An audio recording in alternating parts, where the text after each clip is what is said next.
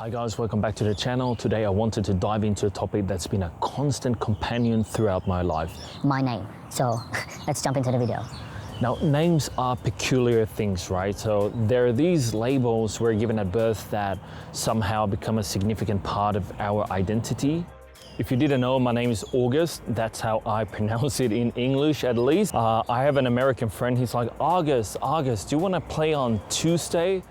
You see, it's not your everyday name, especially in Asia and some parts of Europe and stuff like that. Even my native country of Sweden, I felt when I was a kid that my name was very unusual. I'd almost wish for a more normal sounding name as a kid. But hey, embracing the uniqueness nowadays is the way to go, right? So I don't feel self-conscious about my name nowadays. The reactions though, like when I introduce myself in Vietnam, it's like watching a puzzle being solved in slow motion.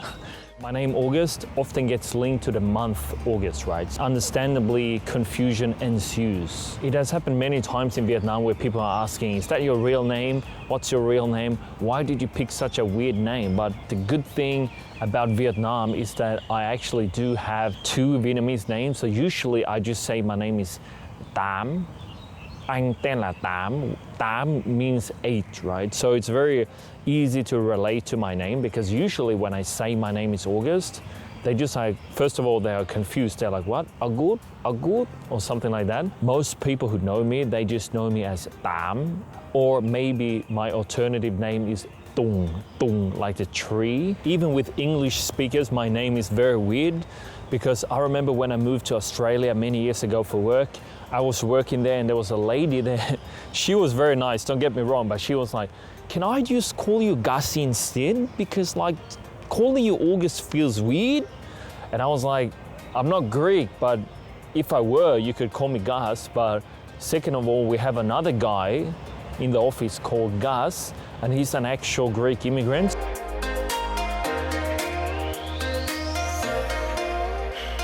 So I can relate a lot to overseas Asians, overseas Vietnamese who live in the West, for example, but they don't adapt Western name. Like imagine in Denmark or something and your name is Chang and you're gonna like say, yeah, my name is Chang.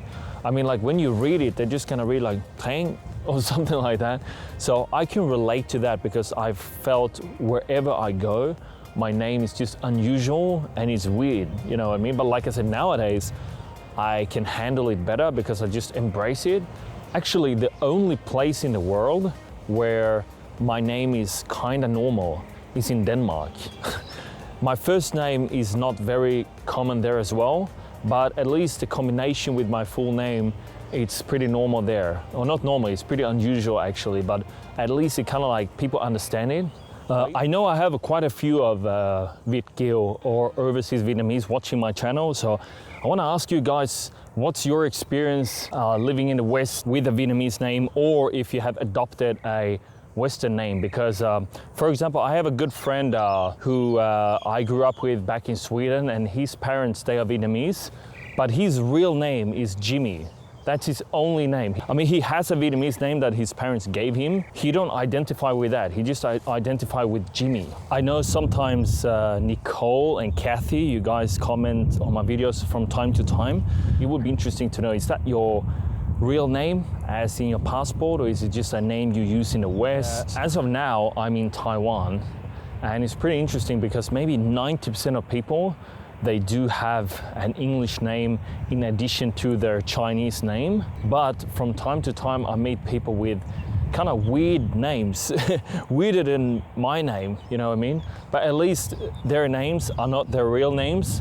But not too long ago, I met a girl, her name was Heaven, and then a guy, his name was Green, and then another guy, his name was Stone, and I was like, you guys are confused about my name, but you choose Stone and Heaven. I mean, like that's pretty interesting, but that's the culture here, at least in Taiwan. But in Vietnam, for locals, it's not that common to adopt an English name. Maybe they do sometimes when they interact with foreigners, but for me, when I interact with local Vietnamese, I would never call them their English name because it's just awkward, you know what I mean? Because I'm kind of one of them anyway, so it's kind of like, unless you're like overseas Vietnamese and your name is like actually Kathy or Nicole or something, or Jimmy, then I will call you that. I will not call like a random local person like Marcus or something like that if your name is Hung or whatever. You know what I mean? You know, I have a friend, his name is Dimitri Garcia. He's from America, but his parents are from the Philippines, but he has a Russian first name and a Spanish surname. Even though Spanish surnames are common in the Philippines, he told me like wherever he goes, like a job interview or anything where they don't know his face, they're just really confused all the time because they're expecting like some Russian or like some Cuban or something like that, and then he pops up like a Filipino guy.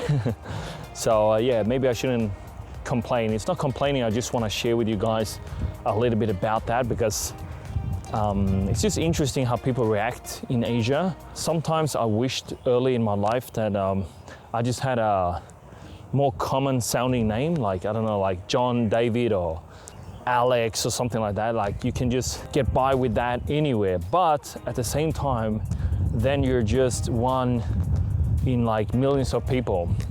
But where I go, people usually remember me better because of my name, because it's so weird, right? So it goes both ways.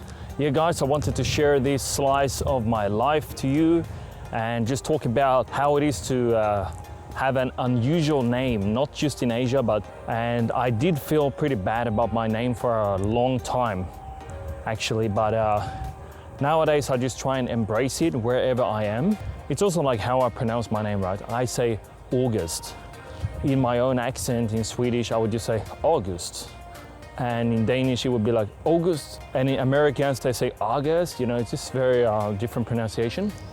Also, me being an INFJ personality type, MBTI, I kind of both love and hate being in these weird situations where, you know, for example, with my name, that it's weird and strange, stuff like that. Like a part of me likes it to be unique, but at the same time, I kind of don't like it. You know what I mean? That's it for the video today. I hope you guys enjoyed it. So please drop a like and please comment as well if you can, and subscribe to the channel if you haven't, and please share if you have any similar stories about names or whatever, weird things in Asia. So thank you again for watching and tuning in. So take care, and I'll see you in the next video.